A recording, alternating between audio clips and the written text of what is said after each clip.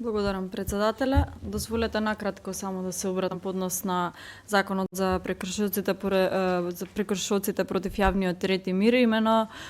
да изразам на почетокот огромно жалење за трагедијата која што се случи, за која што беа погодени огромен број на млади луѓе пред се. Во насока на тоа и самиот закон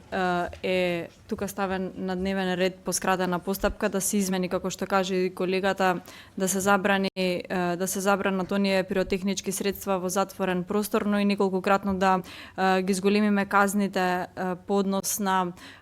кршење во овој дел на законот. Јас само сакам да упатам една порака дека оваа законска измена не представува само законска измена, туку треба да представува еден чекор, еден апел дека треба да постои исто така и одговорност, но и дека не сме да има компромис кога се работи за безбедноста на младите. Законот сам по себе не е доволен, туку однапред треба и да се стремиме кон почитување на истите тие закони, бидејќи ако законот пишан само на хартија не е исполнуван од страна или на оние кои што се врзани истите да го исполнуваат, а тука спаѓаме сите ние како поединци, не само како институции, туку и како поединци.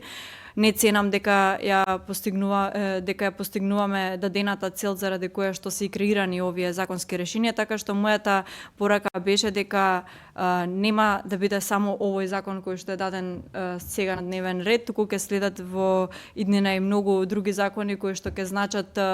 подобрување за безбедноста на младите, бидејќи како што кажав, со безбедноста на младите не сме да има компромис, затоа е потребна одговорност од институциите, еве од нас како институција тука од собранието, од останатите извршниот органи, но пред се тука мислам и на одговорност на секој еден општествен чинител кој што